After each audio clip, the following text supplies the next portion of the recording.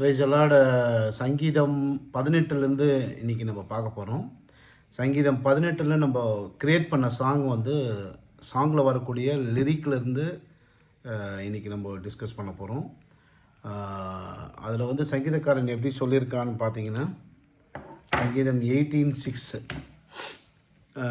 எனக்குண்டான நெருக்கத்திலே கர்த்தரை நோக்கி கூப்பிட்டேன், கர்த்தரை நோக்கி கூப்பிட்டேன், என் தேவனை நோக்கி அபயமிட்டேன், என் தேவனை நோக்கி அபயமிட்டேன். தமது ஆலயத்தில் இருந்து என் சத்தத்தை கேட்டார், என் கூப்பிடுதல் அவர் சந்நிதியில் போய் அவர் செவிகளில் ஏறிற்று அப்படின்ற மாதிரி சங்கீதக்காரன் ரொம்ப அருமையான ஒரு வசனம். இந்த வசனத்தை கேட்கும்போது வந்து கஷ்டமாக இருக்கும்போது கர்த்தரை நோக்கி கூப்பிட்டும் போது அவர் தன் ஆலயத்திலிருந்து சத்தத்தை கேட்பார், தன் கூப்பிடுதல் அவர் சந்நிதியில் போய் அவர் செவிகளில் விழுந்து நம்மளுக்கு பதில் கிடைக்குன்ற மாதிரி ரொம்ப அருமையான இந்த ஒரு வசனம். இது வந்து பார்த்திங்கன்னா ஒரு பிரியாணியை அப்படியே எடுத்து போடுறத விட அந்த பிரியாணியை வந்து ஒரு டெக்கரேட் பண்ணியிருப்பாங்க. அந்த பிரியாணி ஒரு தட்டுலையோ இல்லை ஒரு வச்சுட்டு அதில் வந்து கொத்தமல்லி, அப்புறம் முந்திரி, பாதாம், அந்த மாதிரி எல்லாமே அதை அலங்கரித்து இருக்கும். அதை பார்க்கும்பொழுதே வந்து பிரியாணி சாப்பிட தூண்டும். த பர்ஃபெக்ஷன் ஆஃப் த சப்ளைன்னு சொல்லுவாங்க. சப்ளை பண்ணுறதுல ஒரு பர்ஃபெக்ஷன் இருக்கும். அதே வந்து நார்மலாக ஒரு சின்ன சின்ன ஹோட்டல்ஸ் போனால் அப்படியே சாதாரணமாக ஒரு தட்டில் அப்படியே எடுத்து வந்து அப்படி பரிமாறுவாங்க. அந்த மாதிரி ஒரு பிரியாணியை பார்க்கும்பொழுது அதை டெக்கரேட் பண்ண பிரியாணி, அந்த டெக்கரேட் பண்ண பிரியாணியை பார்க்கும்போது நம்மளுக்கு ஒரு ஒரு ஒரு ஒரு சாட்டிஸ்ஃபேக்ஷன் இருக்கும். இல்லைனா அதை பார்க்கும்போது ஒரு சந்தோஷமான ஒரு தரும் மாதிரி. அது மாதிரி இந்த வசனத்தை பார்க்கும்போது எனக்கு உண்டான நெருக்கத்திலே கர்த்தரை நோக்கி கூப்பிட்டேன், என் தேவனை நோக்கி அபயமிட்டேன், தமது ஆலயத்திலிருந்து என் சத்தத்தை கேட்டார், என் கூப்பிடுதல் அவர் சந்நிதியில் போய் அவர் செவிகளில் ஏறிற்று. கர்த்தரை கேட்டார் என்றது ரொம்ப அருமையாக, சாதாரணமாக ஒரு பிரியாணி அப்படியே அள்ளி தட்டு டமால்னு போடாமல் அதை ஒரு அழகாக டெக்கரேட் பண்ணி, இன்னும் நிறைய நான் சில ஹோட்டல்லாம் சாப்பிடும்போது புகை வர மாதிரி ஒரு லைட்ஸ் வச்சு அப்படிலாம் கூட பண்ணியிருக்காங்க. அந்த கோஸ் இலையை வச்சு அதில் ஒரு மெழுகுத்தி மாதிரி பண்ணி அதை ஊதி சாப்பிட்ற மாதிரி. ஸோ கேக்கு 100 கிராம் வாங்கி கட் பண்ணி வாங்கிட்டு வந்து வீட்டில் சாப்பிட்றதுக்கும், அதே கேக்கை அழகுபடுத்தி அதில் நம்ம பேர் பொறித்து அந்த கேக்கை வெட்டி அதை பகிர்ந்து சாப்பிடும்போது வரக்கூடிய அந்த ஒரு எனர்ஜி லெவல். எனக்கு உண்டான நெருக்கத்தில் கர்த்தரை நோக்கி கூப்பிட்டேன், என் தேவனை நோக்கி அபயமிட்டேன், தமது ஆலயத்திலிருந்து என் சத்தத்தை கேட்டார், என் கூப்பிடுதல் அவர் சன்னதியில் போய் அவர் செவிகளில் ஏறிற்று. அந்த மாதிரியான ஒரு ஸோ அது மாதிரி ஃபென்டாஸ்டிக்கான ஒரு இது. என் ஆபத்து நாளில் எனக்கு எதிரிட்டு வந்தார்கள், கர்த்தரோ எனக்கு ஆதரவாக இருந்தார். என் ஆபத்தினாலில் அதை எனக்கு எதிரிட்டு வந்தார்கள், கர்த்தரோ எனக்கு ஆதரவாக இருந்தார் அப்படின்னு நம்ம பாடியிருப்போம். என் ஆபத்து நாளில் எனக்கு எதிரிட்டு வந்தார்கள். இந்த உலகமே உங்களை எதிர்த்தாலும் கர்த்தர் உங்களுக்கு ஆதரவாக இருப்பார். இந்த ஒரு வசனத்தினுடைய 18 மறக்கவே மறக்காதீங்க. சங்கீதம் 18 என் ஆபத்து நாளில் எனக்கு எதிரிட்டு வந்தார்கள், கர்த்தரோ எனக்கு ஆதரவாயிருந்தார். என் ஆபத்து நாளில் எனக்கு எதிரிட்டு வந்தார்கள், கர்த்தரோ எனக்கு ஆதரவாயிருந்தார்.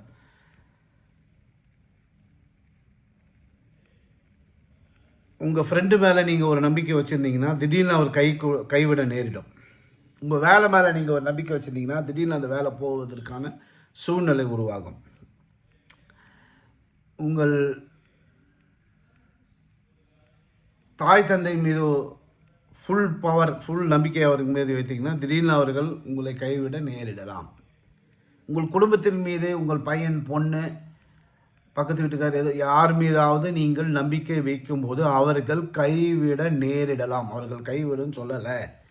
ஏன்னா கர்த்தர் வந்து நம்ம கூட இருக்கிறவங்க மூலிமா தான் நம்மளுக்கு உதவிகளை செய்வார். அவர்கள் மூலிமா தான் அவர்கள் நம்மளுக்கு உதவி செய்வதன் மூலியமாக தேவனே செய்வது போல ஒரு உணர்வை நம்மளுக்கு கிரியேட் பண்ணி, அவ்வளோ விசுவாசமான நபர்கள்லாம் உலகத்தில் இருக்காங்க. அவர்களுக்கு இல்லைனாலும் அவர்களுக்கு இருக்கும் சாப்பாடை நம்மளுக்கு கொடுத்துட்டு அவர்கள் பட்னியாக படுக்கிற நிறைய ஃப்ரெண்ட்ஷிப்பெலாம் நான் பார்த்துருக்கேன். அதனால் யாரையும் குறை கூறுவதற்காக நான் வரவில்லை. ஆபத்து நாளில், அதாவது யார் உங்களை கைவிட நேரிடலாம். இப்போது நீங்கள் ஒருத்தர் மேலே உசுரே வச்சுருக்கீங்கன்னா, அவர் ஒரு விபத்தில் இறந்து போயிடாருன்னா, அப்போது நீங்கள் ஒரு நம்பிக்கையாக வைக்கிறதுக்கு யாருமே இல்லாமல் இருப்பாங்க. ஸோ அந்த மாதிரி அவர் தான் உங்களுக்கு ஹெல்ப் பண்ணியிருப்பார். அது மாதிரி ஏதோ ஒரு சுச்சுவேஷன், ஆபத்து நாளில் எதிரிட்டு வந்தார்கள், கர்த்தரோ எனக்கு ஆதரவாக இருந்தார். இந்த கர்த்தர் எனக்கு ஆதரவாக இருந்தார் என்பது இருந்து கொண்டே இருப்பார். நேற்று, இன்று, நாளை, எஸ்டர்டே, டுடே, டுமாரோ. இது மாறவே மாறாது. எந்த சூழ்நிலையிலும் எந்த விதமான சிச்சுவேஷன்லையும் இது மாறாது. அது நல்லா புரிஞ்சுங்க. கர்த்தர் ஆதரவாக இருக்கிறது என்றைக்குமே நம்மளுக்கு மாறாது. தயவுள்ளவனுக்கு நீர் தயவுள்ளவராகவும், உத்தமனுக்கு நீர் உத்தமராகவும், புனிதனுக்கு நீர் புனிதராகவும், மாறுபாடு உள்ளவனுக்கு நீர் மாறுபடுகிறவராகவும் தோன்றுவீர் அப்படின்னு பாடியிருப்போம். அதான் தயவுள்ளவனுக்கு. யார் தயவுள்ளவனாக இருப்பான்? கர்த்தருடைய பிள்ளை தயவுள்ளவனாக இருப்பான். கர்த்தருடைய பிள்ளை தயவுள்ளவனாக இருக்கும்பொழுது கர்த்தர் அவருக்கு தயவுள்ளவராக இருப்பார். யார் உத்தமனாக இருப்பார்? கர்த்தருடைய பிள்ளை உத்தமனாக இருப்பான். கர்த்தருடைய பிள்ளை உத்தமனாக இருப்பதால் கர்த்தர் அவருக்கு உத்தமராக இருப்பார். அடாடா. புனிதனுக்கு நீர் புனிதராகும். யார் புனிதமாக இருப்பார்கள்? கர்த்தருடைய பிள்ளை புனிதமாக இருப்பார்கள். கர்த்தருடைய பிள்ளை புனிதமாக இருப்பதால் கர்த்தர் அவருக்கு புனிதமாகுவார். மாறுபாடு உள்ளவனுக்கு மாறுபடுகிறவராகவும். மாற்றி எல்லாம் ப்ளஸ்ஸை சொல்லிட்டார். தயவுள்ளவன் ப்ளஸ்ஸு, உத்தமன் ப்ளஸ்ஸு, புனிதன் ப்ளஸ்ஸு, இது ப்ளஸ்ஸு மைனஸ்ன்னு சொல்லிட்டார் பாருங்க சைக்கிள் கேப்பில். மாறுபாடு உள்ளவனுக்கு நீர் மாறுபாடு உள்ளவனாகும். ஃப்ராடு பண்ணின, அட்டூழியம் பண்ணின, ஏமாத்தின்னு, பொய் பேசி, திருடி, அடுத்தவனை கேவலப்படுத்துறது, ஏமாத்துறது, வார்த்தை தவறுவது, ஏதோ 1-2 தவறாமல் தெரியாமல் சொல்லிட்டோம், கோவப்பட்டு பண்ணிட்டோம், ஏதோ ஒன்று பண்ணிட்டோம், திருப்பி அது மன்னிப்பு கேட்டு திருப்பி அதை செய்யாமல் இருக்கணும். அதாவது மாறுபாடு உள்ளவனுக்கு நீர் மாறுபடுகிறவராகவும். மாறுபாடு உள்ளவனுக்கு நீர் மாறுபடுகிறவராகவும் தோன்றுவீர். அதான் கர்த்தருடைய பிள்ளை தயவுள்ளவனுக்கு தயவுள்ளவனாக இருப்பார், உத்தமனுக்கு உத்தமனாக இருப்பார், புனிதனுக்கு புனிதனாக இருப்பார். மாற்றி பேசுனா அவரும் மாற்றி பேசுவார். நீ என்ன செய்தாலும், நீ கிறிஸ்டியன் ஆகிட்டு, நீங்கள் கிறிஸ்தவராக ஆகிட்டு இந்த ஞானஸ்தானம் எடுத்துட்டிங்கன்னா, நீங்கள் மாற்றி பேசுனீங்கன்னா அவர் சும்மா விட மாட்டார். நீங்கள் ஆனால் கிறிஸ்தவனாக இருந்தால் மாற்றி பேச மாட்டீங்க, தயவுள்ளவராக இருப்பீங்க, உத்தமனாக இருப்பீங்க, புனிதனாக இருப்பீங்க. அப்புறம் அது மாதிரியான ஒரு ஃபேண்டாஸ்டிக்கான ஒரு வார்த்தை. இந்த வார்த்தைகள் எல்லாம் படிக்கும்போது ஒரு எனர்ஜி வருது பாருங்க. அது சினிமா பாட்டு கேட்டாலும் வராது. கோடி பேர் உங்களை புகழ்ந்தாலும் இந்த மாதிரி ஒரு தன்னம்பிக்கையான வார்த்தை வராது. அவ்வளோ ஒரு ஃப்ரெஷ்ஷாகவே இருக்குது. கிமுன்னு சொல்கிறாங்க. இந்த வார்த்தைகளை நீங்கள் படித்து பாருங்களேன். என் ஆபத்து நாளில் எனக்கு எதிரிட்டு வந்தார்கள், கர்த்தரோ எனக்கு ஆதரவாக இருக்கிறார். எவ்வளோ பேர் என்னென்னவோ சிச்சுவேஷன்லாம் ஃபேஸ் பண்ணியிருப்பாங்க. யாராலுமே உதவி செய்ய முடியாது. அப்போல்லாம் என்ன பண்ணுவார்? எனக்கு ஆதரவாக இருப்பார். ஆதரவுனா என்னங்க? வாட் இஸ் மீன் பை ஆதரவு? ஆதரவுனா என்ன? ஐடியா கொடுக்குது. ஐடியானா நீங்கள் பெரிய பிரச்சனையில் மாட்டிருக்கிறீங்கன்னா அதிலிருந்து எப்படி வெளியே வர்றது அப்படின்னு ஒரு ஐடியா கொடுக்குறது. கர்த்தர் இல்லாத ஐடியா இருந்தால் என்ன பண்ணுவாங்க? சூசைட் பண்ணிப்பாங்க. கர்த்தரை நல்ல ஐடியா கொடுப்பாரு. இந்த மாதிரி பண்ணு, இந்த மாதிரி பண்ணு, என்னை விசுவாசி, என்னை நேசி, அந்த மாதிரி சொல்கிறாரு. உடனே அதை கேட்டு அதை ஃபாலோ பண்ணிட்டு போவாங்க. கர்த்தர் இல்லாதவன் என்ன பண்ணுவான்? சூசைட் பண்ணிப்பான். ஸோ ஆதரவாக கர்த்தர் இருக்கிறாருன்னு தெரிஞ்சாவே அவன் சூசைட் பண்ண மாட்டான். முதல்ல தற்கொலை பண்ணுவதை நிறுத்தி கொள்வான். எவ்வளோ பெரிய பிரச்சனை, ஜெயிலுக்கே போனாலும் பரவாயில்ல, தற்கொலை பண்ணுவதை நிறுத்தி கொள்வான். ஸோ அதுவே ஃபஸ்ட்டு சக்ஸஸாக எனக்கு தெரிஞ்சு மாறிடுது. அதுக்கப்புறமா அந்த பிரச்சனையிலேருந்து தேவன் எப்படி வெளியே கொண்டு வர்றாரு, யாரோ நல்லவங்களை அனுப்புகிறாரா, இல்லை ஐடியா இப்போது ஒரு கோடி ரூபா ஒருத்தன் கடன் வாங்கிட்டா அதை வந்து மாதம் மாதம் கொடுத்து வட்டி கொடுத்து அடித்து அப்புறமா அந்த கடன்லேருந்து வெளியே வர்றது எப்படின்ற சில விஷயங்களை தேவன் கொஞ்சம் கொஞ்சமாக ஐடியா கொடுத்து அந்த பிரச்சனையிலேருந்து மீட் எடுப்பார் இல்லையா. அது வரைக்கும் அவன் வெயிட் பண்ணி அதை முடிப்பான். எனக்கு தெரிஞ்சு கர்த்தர் ஆதரவாக இருக்கிறாருன்னு தெரிஞ்சாவே 90% அவன் மீட்டு கொள்கிறான். அவன் வந்து மீட் எடுத்தா மாதிரின்னு நினைக்கிறேன். ஏன்னா கர்த்தர் ஆதரவாக யாருமே எனக்கு ஆதரவு இல்லைன்னு சொல்லிட்டு தான் ஏதோ ஒரு பிரச்சனையில் மாற்றுறவங்க செத்து போகிறாங்க. ஆனால் கர்த்தர் ஆதரவாக இருக்கிறார் என்பதை தெரிந்து கொள்ளும் பொழுதே அவன் 90% பிரச்சனையிலேருந்து வெளியிடும். ஏன்னா அவன் சாக மாட்டான், சூசைட் பண்ணிக்க மாட்டான். கர்த்தர் ஆதரவாக இருக்கிறான்னு அவன் நினைக்கும் போது 90% காக்கக்கூடிய அந்த சூழ்நிலை உருவாவதற்கு அவர் ஆதரவாக இருக்கிறார் என்கின்ற அந்த வார்த்தை ஒருவனை உயிர் பிழைக்க வைக்கிறது. அதுக்கப்புறம் அந்த பிரச்சனையிலேருந்து அவன் எப்படி வெளியே வரான்றது அவனுடைய ஆக்டிவிட்டீஸ், அவன் தேர்ந்தெடுக்கப்பட்ட பிரச்சனைகள், அந்த பிரச்சனையினுடைய நேச்சர் என்ன, அது என்ன பண்ணுவோன்றது தேவன் ஐடியா கொடுப்பார். ஸோ இதுதான் முக்கியமான விஷயம். ஸோ ஆதரவாக இருக்கிறார்ன்றதை நம்ம சாதாரணமாக படிச்சுட்டு போயிடுவோம். 18 சங்கீதம் ஆதரவாக இருக்கிறார், ஓகே பாய். ஆதரவாக இருக்கிறாருனாவே நீங்கள் பிரச்சனைகள் மாட்டும்பொழுது 100% வெளியே ஜம்ப் பண்ணி வந்துடுறீங்க. 90% பேலன்ஸ் 10% உயிரோடு இருக்கிறதே 90% சக்ஸஸ், பேலன்ஸ் 10% வந்து தேவன் கொடுக்குற ஐடியாலேருந்து வெளியே வர போகிறீங்க. இதில் தேவன் ஒன்றுக்கு அது முடிச்சிட்டோம். அதுக்கப்புறம் வந்து 18:27 தேவரீ சிறுமைப்பட்ட ஜனத்தை ரட்சிப்பீர், மேட்டிமையான கண்களை தாழ்த்துவீர். சிறுமைப்பட்ட ஜனத்தை, அதான் பிரச்சனையில் இருக்கக்கூடியவர்களை ரட்சிப்பு தரக்கூடிய தேவன் நம் ஆண்டவராகிய இயேசு கிறிஸ்து. மேட்டிமையான கண்களை தாழ்த்துவீர். அவருடைய அந்த அன்பு எப்படியாச்சும் உங்களை வெளியே கொண்டு வந்துடுங்க. அதான் என்னோட சங்கீதக்காரனுடைய ஒரு பவர்ஃபுல்லான ஒரு விஷயம். சார் நான் இவ்வளோ பெரிய பிரச்சனை மாட்டிக்கிறேன், வெளியே கொண்டு வந்துடுவார். சார் நான் ரொம்ப பெருசு சார், 2000 கோடி சார், வெளியே கொண்டு வந்துடுவார். சார் ரொம்ப பிரச்சனை சார், 2 லட்ச ரூபா சார், வெளியே கொண்டு வந்துடுவார். சார் நான் 20 லட்சம் சார், உங்களுக்கு தெரியுமா சார், 20 லட்சம் எவ்வளோ பெரிய விஷயம். ஜென்ம சத்தால என்னால் அந்த கடன்லேருந்து மீண்டு வர முடியாது, மீண்டு வருவார். சார் என்ன சார் சொல்கிறீங்க, உண்மையா சார்? ஆமாம் சார், தேவனுடைய, ஆமாம் பிரதர், தேவனுடைய ஆதரவுன்னா என்ன? சாதாரணமான ஆதரவா? பக்கத்து வீட்டுக்காரன் எதிர் வீட்டுக்காரன் ஒரு சிஎம் பிஎம் ஆதரவு கொடுத்தாவே பயங்கர பவர்ஃபுல்லாக இருக்கும். உலகத்தை படைத்த தேவன் ஆதரவு கொடுக்குறாருன்னா அந்த ஆதரவுனுடைய ஒரு பவர் எப்படியாப்பட்ட ஒரு இருக்கும் அப்படின்னா நம்ம நினைத்து கூட பார்க்க முடியாது. அதனால தான் அந்த வார்த்தையை கெட்டியமாக பிடிச்சிக்குங்க. அப்படியே எந்த சூழ்நிலை பிடிச்சி வச்சுக்கிங்க இருதயத்தில். உங்களுக்கு கஷ்டமான சூழ்நிலை, குழந்தை இல்லாது, கடன், வேலை இல்லாது, கல்யாணம் ஆகாது, கார் வாங்க முடியல, வீடு வாங்க முடியல, எந்த பிரச்சனையாக இருந்தாலும் அதனால் நீங்கள் அந்த பிரச்சனையிலேருந்து வெளியே வர வேணும்னா கர்த்தர் உங்களுக்கு ஆதரவாக இருக்கிறார் என்கின்ற அந்த உணர்வை நீங்கள் பற்றி கொண்டு கெட்டியமாக ஜெயித்து வென்று வருவதற்காக தேவனுடைய ஆசீர்வாதத்தை நீங்கள் பண்ணிக்கலாம். ஸோ ஓகே, புனிதனுக்கு நீ அது முடிச்சிட்டோம். தேவரீர் சிறுமைப்பட்ட ஜனத்தை ரட்சிப்பீர், தேவரீர் என் விளக்கை ஏற்றுவீர், என் தேவனாகிய கர்த்தர் என் இருளை வெளிச்சமாக்குவார். அடா அடா அடா அடா, தேவனாகிய கர்த்தர் என் இருளை வெளிச்சமாக்குவார். இருள்னா என்ன? இல்லாமல் இருள், இல்லாமல் சந்தோஷம் எவன் இல்லாமல் இருக்கிறானோ அவன் இருளில் இருக்கிறான். கடனில் எவன் இருக்கிறானோ அவன் இருளில் இருக்கிறான். லோன் வாங்கி அடைக்க முடியாமல் எவன் இருக்கிறானோ அவன் இருளில் இருக்கிறான். வேலை இல்லாமல் எவன் கஷ்டப்படுறானோ அவன் இருளில் இருக்கிறான். ஏதாவது ஒரு கெட்ட பழக்கத்தில் எவன் லாக் ஆகிருக்கானோ அவன் இருளில் இருக்கிறான். சாரி, பாப்பா வந்து கூப்பிட்டா.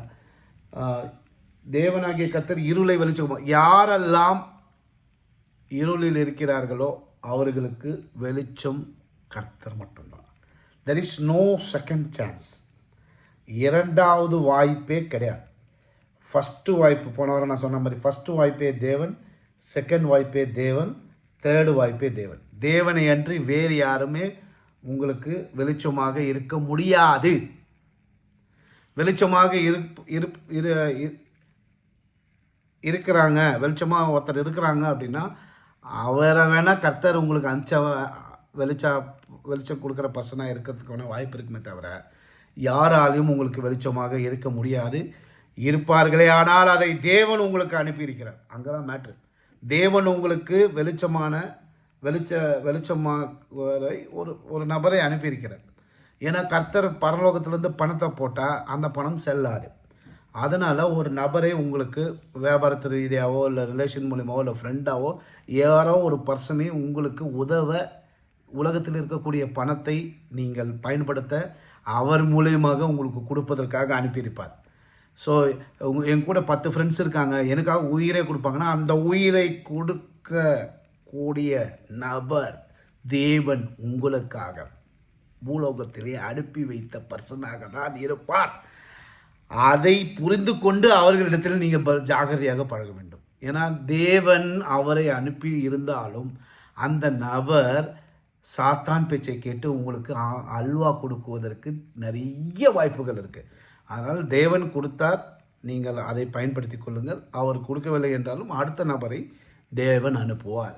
எனவே இது தேவரீர் என் இருளை வெளிச்சம் என்பது எவ்வளோ பெரிய விஷயம்.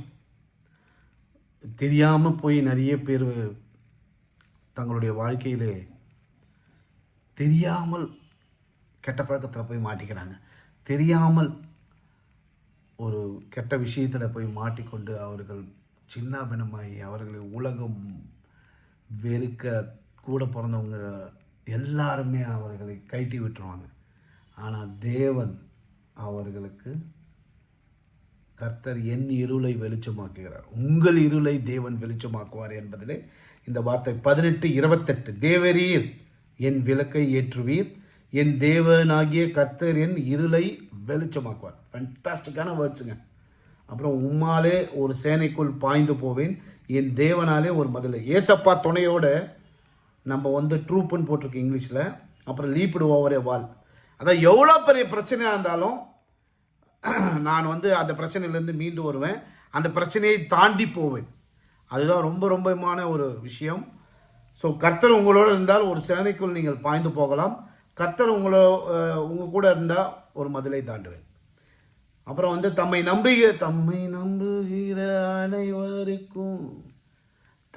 நம்புகிற அனைவருக்கும் கேடகமாயிருக்கிறார்.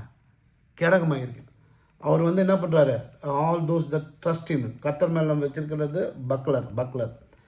ஸோ தம்மை நம்புகிற அனைவருக்கும் கேடகமாக. எவ்வளோ பெரிய பிரச்சனை வந்தாலும் கர்த்தரை நம்பினால் அவர் உங்களை காப்பார், விடுவிப்பார், கேடகமாக இருக்கிறார். ஃபேண்டாஸ்டிக்கான வேர்ட்ஸ். அப்புறம் பார்த்தீங்கன்னா கர்த்தரை அல்லாமல் தேவன் யார், நம்முடைய தேவனை அன்றி கண்மலையும் யார். அவரை விட்டால் வேறு யார்? அவரை விட்டால் யாருமே கிடையாது. அதனால் உலகத்தில் இருக்கிற யாரையும் மதிக்கக்கூடாதுன்றதுக்காக சொல்லல. அதான் முதல்ல நான் சொன்ன மாதிரி எனக்கு ஏசப்பா இருக்கார் படா அப்படின்ட்டு ஃப்ரெண்டையோ இல்லை கூட இருக்கிறவங்களும் கேவலமாகவும் மரியாதை இல்லாமல் பேசக்கூடாது. ஏன்னா தேவன் நேராக வராமல் அவர்களை அனுப்பி உங்களுக்கு உதவி செய்வார். அவர்கள் இருதயத்தில் ஒரு 5 வருஷம் கழித்து அவர்கிட்ட போய் நீங்கள் எனக்கு இந்த உதவி செய்தீங்க, ரொம்ப தேங்க்ஸு அப்படின்னு சொன்னால் அவன் அப்போ யோசிப்பான், நம்ம ஏன் இவனுக்கு தேவையில்லாமல் போய் 1 லட்ச ரூபா அவனுக்கு ஹெல்ப் பண்ணோம். நான் அப்போ சரி அவனுக்கு பத்திரமா திருப்பி கொடுத்துட்டான், ஓகே ரைட், இனிமேல் ஜாகிரதையாக இருக்கணும். ஸோ ஒரு 5 வருஷம் கழிச்சு அவன் யோசித்தான்னு வச்சுங்க, எனக்கு என் ஆலயத்தில் ஆகாரம் உண்டாயிருக்கும்படி தசமபாகெல்லாம் பண்டகசாலையில் கொண்டு வாருங்கள், அப்போது இடங்கொள்ளாமல் போக மட்டும் ஆசீர்வாதத்தை வருஷப்பினை என்றார்கள், என்னை சோதியத்தை பாருங்கள், தசமபாகம் போடுற தம்பின்னு ஒரு டாக்டர் அம்மா கேட்டாங்க. செங்கல்பட்டில் ஒரு டாக்டர் அம்மா என்கிட்ட கேட்டாங்க. அன்னைக்கு அந்த தசமபாகத்தை பற்றி தெரிந்து கொண்ட நான் என் வாழ்க்கையை புரட்டி போட்ட அந்த ஒரு வசனம் அவர்களை ஒரு 15 வருஷம் கழித்து போய் சந்திக்கிறேன். மேடம் நீங்கள் தான் மல்கியா 3:10 எனக்கு சொல்லி கொடுத்தீங்க, இன்றைக்கி உங்ககிட்ட சொல்லிக்கிற அளவுக்கு நான் இருக்கேன் அப்படின்னு நான் போய் சொல்கிறேன். நானா எப்பப்பா சொன்னேனா அப்படின்னா அப்போ தான் எனக்கு தேவன் மனிதர்கள் மூலியமாக பேசுவதற்கு 99.9% வாய்ப்புகள் இருக்குது. அந்த 1% ஏன் சொல்கிறேன்னா யாரா போய் தேவன் சொன்னாலும் போய் சொல்லுவாங்க, அதனால் அதை விட்டுருங்க. ஆனால் அவங்க வேத வசனம் தான் சொன்னாங்க. ஸோ அப்படி சொல்லும்போது ஐ எம் ஷாக்டு. அன்னைக்கு 15 வருஷம் 20 வருஷத்துக்கு முன்னாடி தேவன் அவர்கள் மூலியமாக பேசியிருக்கிறார்கள். இத்தனைக்கும் அவங்க டாக்டரு. எனக்கு ஒரு 10 பேர் சொல்லியிருந்தாங்கன்னா கூட நான் மறந்து போயிட்டுருப்பேன். மல்கியா 3:10ன்னு இப்போ நான் சொல்கிறேன்னா அந்த மேடம் தான் காரணம். ஆனால் அந்த மேடம் மூலியமாக தேவன் பேசியதை அவர்களுக்கு மூலியமாக நான் கன்ஃபார்ம் பண்ணிட்டேன்.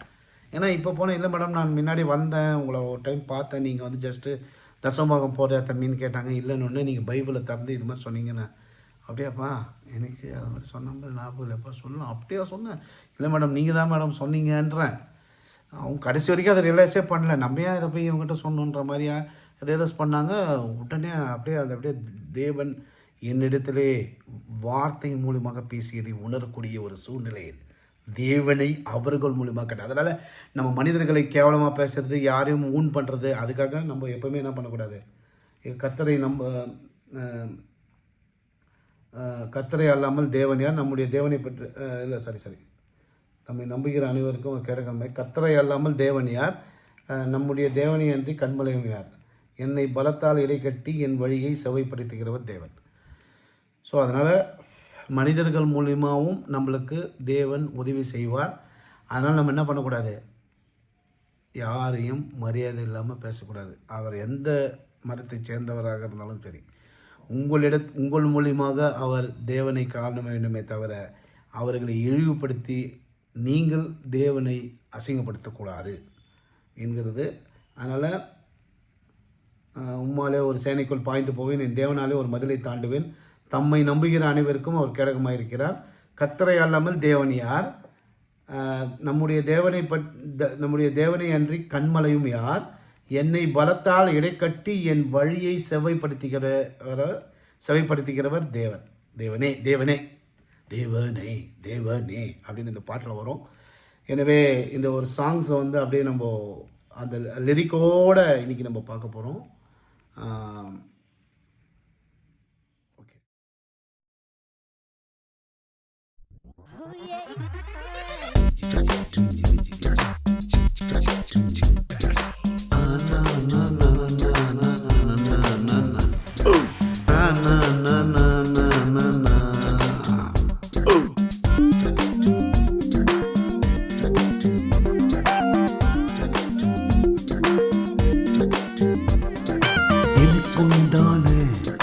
நெருக்கத்திலே கர்த்தரை நோக்கி கூப்பிட்டேன், கர்த்தரை நோக்கி கூப்பிட்டேன்.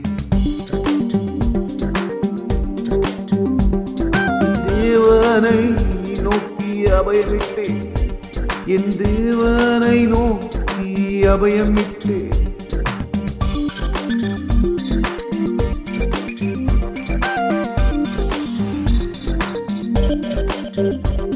நமது ஆலயத்திலிருந்து என் சத்தத்தை கேட்டா, நமது ஆலயத்திலிருந்து என் சத்தத்தை கேட்டா, என் சத்தத்தை கேட்டா கேட்டா.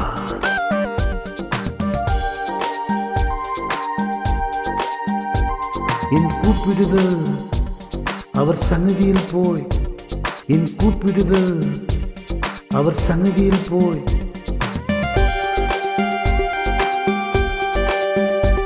அவர் செவிகளில் ஏறிற்று, அவர் செவிகளில் ஏறிற்று ஏறிற்று.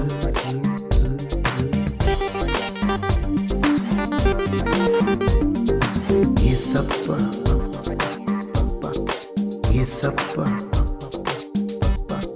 பாப்பா ஏசப்பா, நீங்க தாங்கப்பா எங்க சூப்பர் ஸ்டார் பாப்பா. அப்பா எங்க சூப்பர் ஸ்டாருங்கப்பா, எங்க சூப்பர் ஸ்டாருங்கப்பா.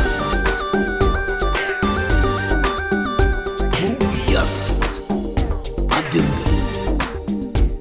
அவர் கோபம் கொண்டிருக்கிறபடியால் பர்வதங்களில் அஸ்திவாரங்கள் ஒழுங்கி அசைந்தன.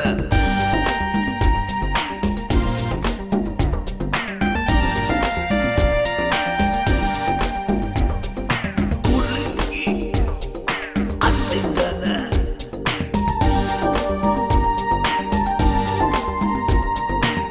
ஆபத்து நாளில் எனக்கு எதிரிட்டு வந்தார்கள். கர்த்தரோ எனக்கு ஆதரவாயிருந்தார்.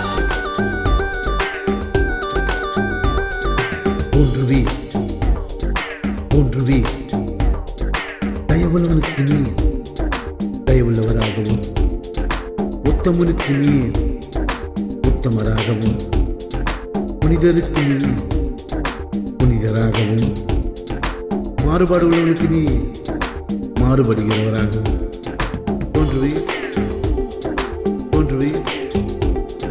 போன்றுவே தேவரே சிறுமைப்பட்ட ஜனத்தை ரட்சிப்பே.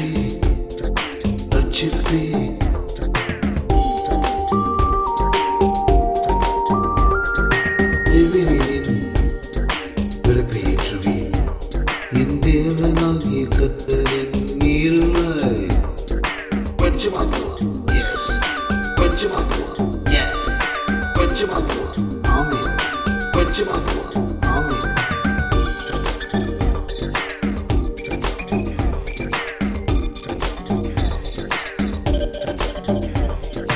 ஒரு சேனைக்குள் பாய்ந்து போவே.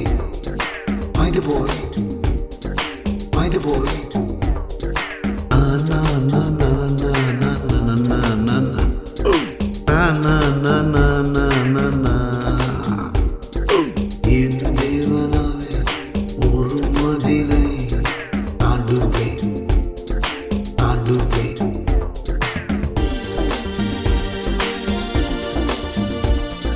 தம்மை நம்புகிற அனைவருக்கும் அவர் கேடகமாயிருக்கிறார். எஸ், கேடகமாயிருக்கிறார். ஆமென். கர்த்தரை அல்லாமல் தேவன் யார்? நம்முடைய தேவனை அன்று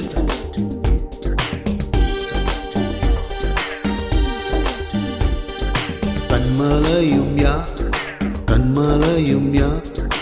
என்னை பாலத்தால் இடை கட்டி என் வழியை செவ்வாய்ப்படுத்துகிறவர் தேவானே. தேவானே தேவானே தேவானே தேவானே தேவானே தேவானே